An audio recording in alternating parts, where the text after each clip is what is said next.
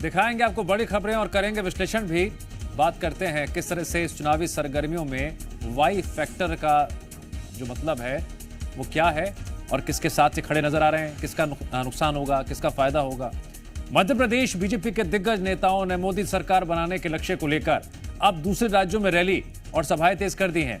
इसी कड़ी में सूबे के मुख्यमंत्री डॉक्टर मोहन यादव दूसरे राज्यों में ताबड़तोड़ प्रचार करते नजर आ रहे हैं। इस दौरान सीएम मोहन ने यूपी में एक ऐसा बयान दिया कि अब इस पर सपा और कांग्रेस सफाई देते नजर आ रहे हैं। रिपोर्ट देखिए।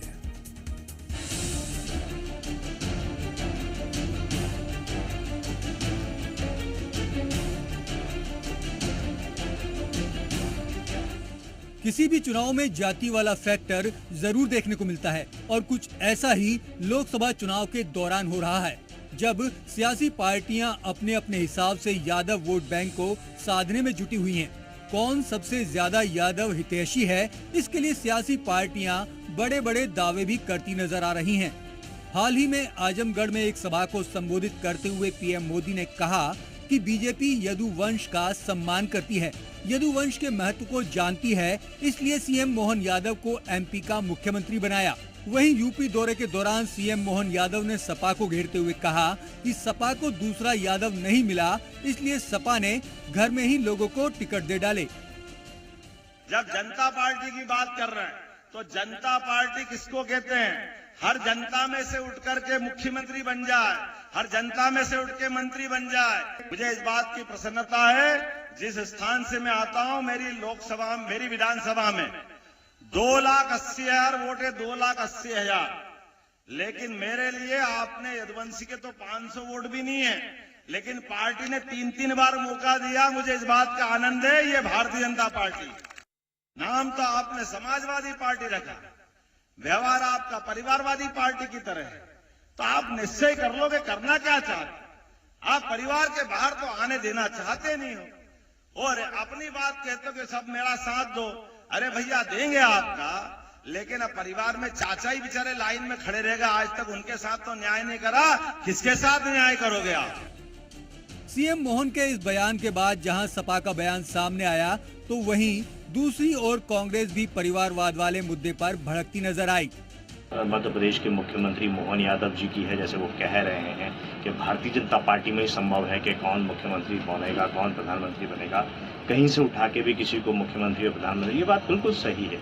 कहीं से भी बटा दिया जाता है, लेकिन जनता जिसको चुनती है विधायक के रूप में, सांसद के रूप में, उनको चुनने का अधिकार नहीं है कि नेता कौन होगा। प्रदेश के विधायक ये नहीं चुन सकते कि उनके प्रदेश का मुख्यमंत्री कौन होगा। देश के सांसद ये नहीं चुन सकते कि देश का प्रधानमंत्री कौन होगा। ये सामाजिक न्याय का युद्ध है, ये संविधान का मंथन है। माननीय अखिलेश यादव जी ने स्पष्ट कहा है, ये संविधान के मंथन का समय है और जनता को वोट संविधान की रक्षा के लिए देना है, लोकतंत्र की रक्षा के लिए देना है, देश की खुशहाली के लिए देना है, चेहरे पर खुशहाली, अपने जीवन में परिवर्तन के लिए देना है, देश में परिवर्तन के लिए वोट देना है। माननीय मुख्यमंत्री मोहन यादव जी, आपसे अपना मध्य प्रदेश तो संभल नहीं रहा है। यहाँ आप बाहर से इतने भयभीत थे कि खजुराहो में आपने समाजवादी पार्टी का नामांकन रद्द कराने में कूट रचना की। मैं समझता हूँ ग्वालियर चंबल संभाग में आपका सुपड़ा साहब होता दिखाई आपको दे रहा होगा, सब जान रहे हैं इस बात को। और मध्य प्रदेश में 50% से अधिक सीटों पर कांग्रेस बहुत आगे है। मैं समझता हूँ आपको राम मनोहर लोहिया को आपने पढ़ा नहीं है। उनके विचारों पर चलने वाली समाजवादी पार्टी ये समाज में बराबरी का स्थान देने के लिए या अति पिछड़े व्यक्ति को या सबसे अंतिम छोर के व्यक्ति को न्याय दिलाने के लिए लगातार संघर्ष करती रही। समाजवादी पार्टी से आप जबरदस्त भयभीत हैं, क्योंकि वो समाज के लिए काम करते हैं।